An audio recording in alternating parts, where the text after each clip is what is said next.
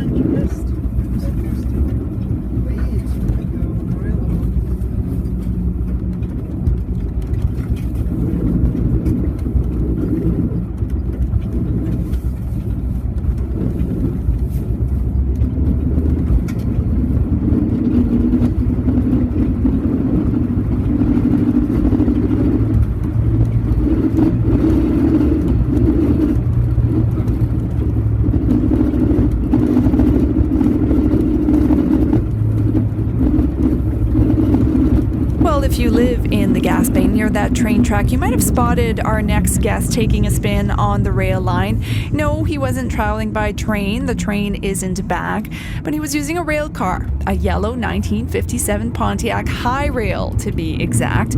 The car is one of about a dozen that were built by Northern Pacific Rail Company so that engineers could travel on the tracks to inspect the rail line. Our next guest doesn't spend too much time inspecting tracks, though. He does appreciate, however, the view from his retro rail car.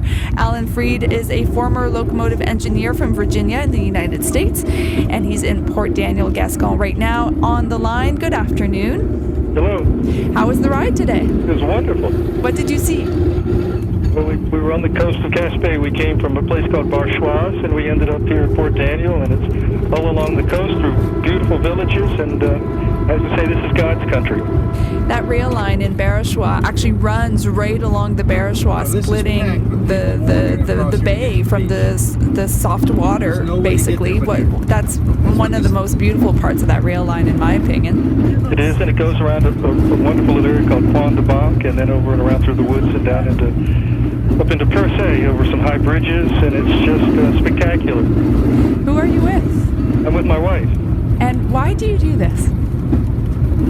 Well, I mean, I had the option to buy this car from an acquaintance that was in a salvage yard. It was going to be destroyed, and one thing led to another, and friends spent a year and a half restoring it, and once it was restored, I thought, I need to ride it, so that's what I did.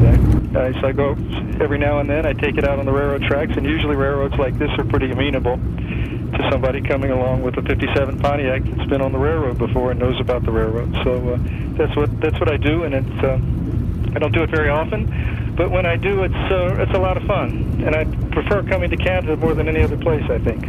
Why is that? Well, it's desolate. It's beautiful. People are more open. And in the United States, there's not many rail lines like the one to Gaspe that no longer has trains, unfortunately. Right, because there's no worry, of course, of you running into a train on this rail line. Yeah, that's something we don't have to worry about. So what kind of permissions do you need to get to ride your car on the rail line? You have to, it's like my father always said, you don't get anywhere unless you ask. So you just call and tell them what you have and what your experience is and ask if you can come. And most people, railroaders are, by and large, are almost universally very nice people and very open and very friendly to each other. So I think it's a bit fraternal. So that's what I did. I called, and they were very gracious and invited me to come up. And I've done this now 3 times. First time I think was in the late 1980s, and then earlier in the summer. And then I decided to leave the car here. Somebody invited me to leave it, and so we came back up to pick it up before the snow comes in, and thought we'd take a brief ride and then take a little vacation on the way home. How long does it take you to do the whole train track from Gaspe down to Matapedia? Well, I didn't do it straight, but from Barchois, which is just south of Gaspe, to here probably took 6 hours. We usually average about 10 or 15 miles an hour because we stop a lot, and people are constantly waving or want us to stop and talk. It's quite a sight. Thing for a sleepy town to see a '57 yellow Pontiac driving down the railroad tracks. Now, do you have regular wheels as well as the special wheels for the train track? Yes, it's really a very clever thing that they did. The way they retrofitted this, it's got extended bumpers on each end, and under it, tucked up under, are railroad wheels, and it's like landing gear on a plane, and you drive it onto the crossing, line it up with the tracks, and you push a button, and you hear the hydraulics, and the wheels push down, and you're up on the tracks, and you're ready to go. The steering wheel locks, so it can't be turned, and it becomes a railroad car, essentially. And you just do the same thing in reverse when you get to a crossing. Just lower the wheels and drive off. It's first class. It's first class. Now, this train track in the Gaspe, really, as you say, is quite beautiful. What is it that keeps bringing you back to that one? Because I understand you haven't only driven on it, but you've also taken the train on it a few times as well. Yeah, we've come up for Christmas for vacation, and it's beautiful. The snow and all the Christmas lights, and there's no tourists, and it's just a lot of fun. Plus, I had a business that I owned in Chester, Nova Scotia, near Halifax, so I've come up to Canada a lot. So we really enjoy coming up, and we enjoy the train, and I miss it because my father was a railroader, and as a child I traveled all over the country, on Pullmans with my family and relatives, and so you can't do that like you used to be able to. It's changed immensely. But I will say this: that the train to Gaspe was, when it was running, was one of the premier train rides in North America, and I really, really hope that they reconsider the situation here and bring this train back, because it would be a real tragedy if this was lost. Such a part of the community for so many years. I mean, the thing about the railroad tracks are that, whereas the highways were built in the 50s, 60s usually, and they're nowhere near anything, and they're very commercial, the railroad tracks were built in the 1880s or 1890s. And it just gives you a whole different perspective of the area. If you want to see the history of someplace, I think the railroad offers you a wonderful chance to do that. So I think I'm very lucky to have this car and to be able to use it on occasion. You mentioned that when you call up railroads and say, hey, I'd like to do this, you talk about your experience. What experience have you had on train tracks? You said your dad was a railroader, but what about you? Well, I was in college. I was a brakeman, worked at a place called Potomac Yard outside of Washington, D.C., and then after college I had a chance to do it as a locomotive fireman, and then I was promoted to engineer at a very young age at 23, and I worked from Washington to New York City and Washington to Harrisburg for 3 years, and then I left and started my own business. So it's got a lot of experience operating trains, and passenger trains, and freight trains, and coal trains, so it's not a big deal to me to drive a car on the railroad tracks. It's fairly simple. And beyond the experience, it's clearly something you have a lot of love for. Absolutely. It goes back to my great-great-great-grandfather was a Civil War engineer, and my dad's grandfather was killed on the railroad as a brakeman. So my grandmother, who lived to be almost 100, was the first switchboard operator for the Pennsylvania Railroad in Pittsburgh, the kind where they had the plugs all the women would sit in a row with wires and plug people in from one to the other. So yeah, it goes back a long time. So I think Pontiac gives me a chance to still be around the railroad and do things that I enjoy.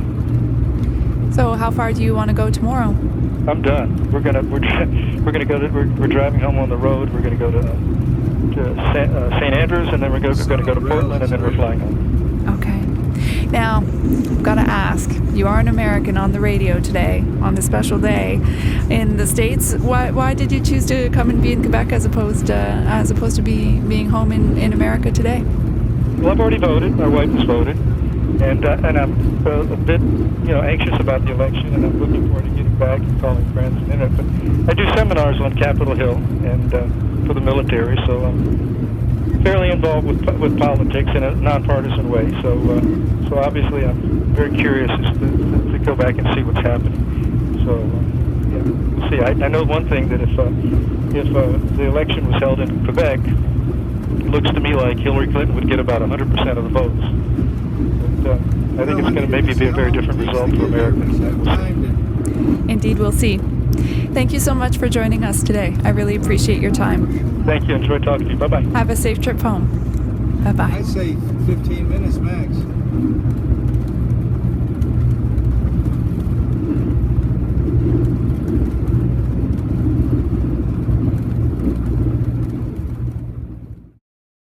I was on my front deck, my wife and I and friend on Barishaw, and we were seeing this yellow car go across the bridge.